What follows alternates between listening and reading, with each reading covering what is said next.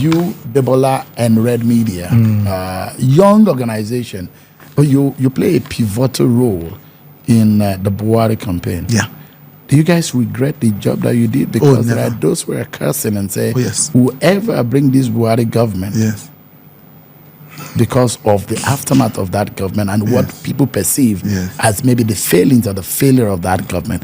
Do you regret being the one who sold and packaged what a lot of Nigerians saw as a government that set Nigeria back 20 years in time? This is also why I say that, because I'm a PR person, I'm a PR consultant. We've worked with bank MDs. And I know that the easiest answer for my life is to say yes, But unfortunately, that will not be true. Doing that work was one of the greatest privileges of my life. Being selected before I was 30 to craft the voice of a historic presidential campaign was a great honor of my life. And it would be ungrateful and hypocritical to pretend that it didn't change my life. So on a professional view, on a professional, and it's interesting because all the people who were with, or the people who were more central, when people say they're upset with the people who worked in the campaign, I said, but the people who worked on that campaign are all in the ADC now. Governor Mechi is in the ADC, Atiku Abubakar is in the ADC, Erufai is in the ADC. So you have to really be sure, who are you, are you really angry? Because these are the people that orchestrated the candidacy and brought the candidacy for us to sell. So first, on a professional basis, I'm very grateful for the opportunity. It was, I enjoyed doing the work. It's nothing, people cannot understand what it means to do a national campaign. And this wasn't just a national campaign, it was a movement candidacy. It was, people forget how, I tell people that, and I write it in my book, up until Buhari was declared the president, I didn't believe he was going to win. And I say, one of my colleagues, Joachim Akebong, I remember on that day when he had done the modeling and said Buhari was going to be the winner based on the result, I said, no, you are being too optimistic. Use our pessimistic modeling. So people forget that at that time, this was an insurgent candidacy, that it wasn't, you were not doing it because you thought power was coming mostly. You were doing it because it was an exciting movement to be a part of. So those two levels. And on another level, this candidacy and the election win redrew the political map that is still redrawn till today. Yeah. So it was not just personally significant, it was historic politically and nationally. So that's the second level. The third level is, no, I cannot regret something that I believed in. I can only learn from it. Yeah. So I believed in the candidacy. I worked for the candidacy from my heart.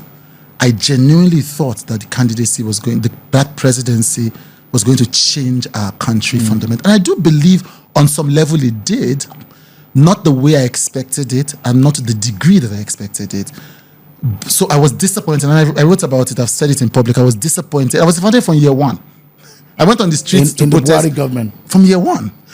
And burned bridges in that government. But I mean, this was how can you, is it not hypocritical for you to say you are disappointed in a government you sold to the Nigerian people? No, you were the one who sold it. You packaged Buhari in the man from the military uniform, and I mean, how can you be disappointed?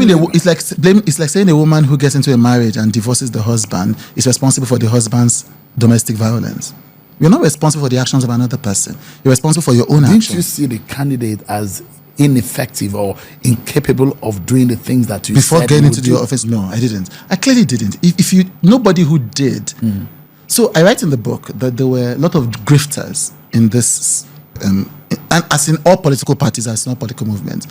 But I know that there were a lot of true believers. And, sometimes I wish we didn't win so that the purity of that movement could be seen correctly in history. People believed in this. I believed. It was sold well to the Nigerian people. Yes, it was sold well. And the circumstances also allowed the PR job to be just perfect. Well, yes. Because I'm proud of the work. Yeah. It was good work. So there were two things that were happening. People don't understand. We own a political consulting company. I stepped off as CEO of Red Media 12 years ago. And Red Media continues to work for candidates across Africa and governments across Africa. We were doing it before Buhari, we were doing it after Buhari. I never spoke about any of the candidates we worked for in public. Yeah, I never spoke about them. Because of conflict of interest? No. I spoke about Buhari because I believed in him.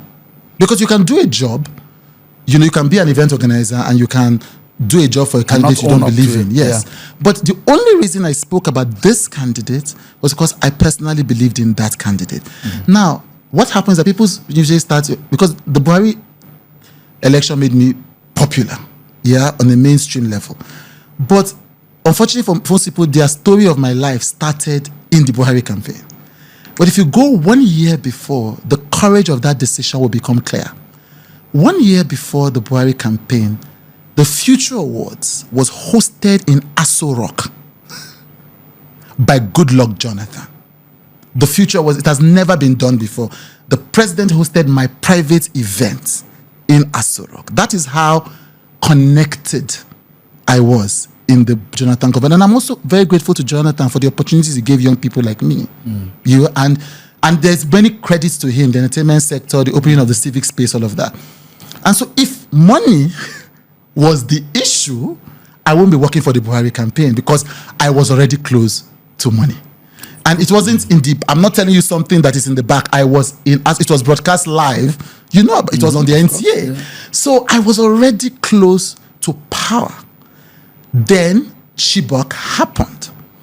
I didn't hide it. It wasn't hidden. As at that time, I was still close to the government. And I write it in my book.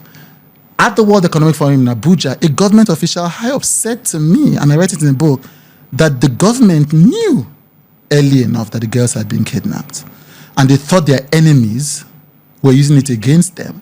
And so they didn't move as fast as they should. Now, you can't unhear what you hear.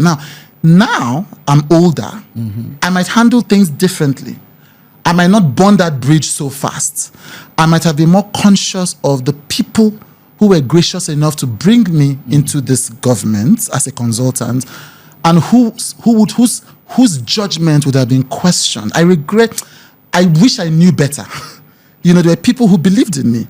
And you know how politics is. So they vouched for me. And then because I was angry at this government, I put them in a tough position. I regret that. I'm sad about that. But I didn't know. I was a young man. I didn't know what I know now. But the point is, that's what made me turn on the Jonathan government. I turned on it because I lost faith in it.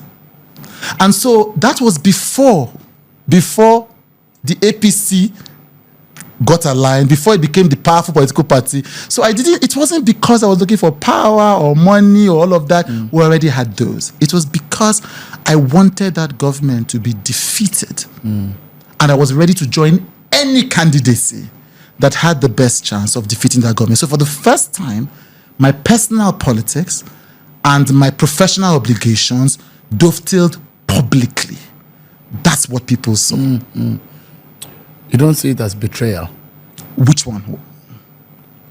Against the Jonathan government? No, I don't say that betrayal because I wasn't a political operative, the Jonathan government. But you benefited from it? Yes, that's fine. So it's good. So I don't say that. In one breath, they gave you this platform, this opportunity. In another breath, you're working against that government. No, because the government, I didn't work for the government as a political operative. I didn't campaign for the government. I'm a private organization.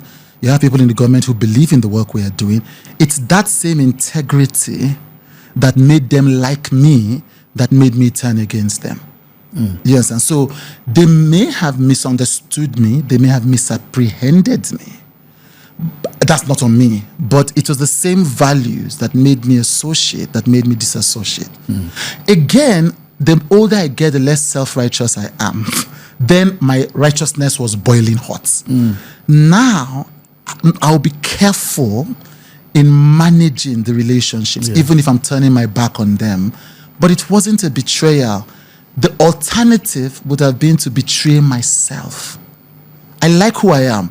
I like that I turned my back on the opportunities, on the money, on all of that. It makes me proud of myself. And as it was for Jonathan, so it was for Buhari.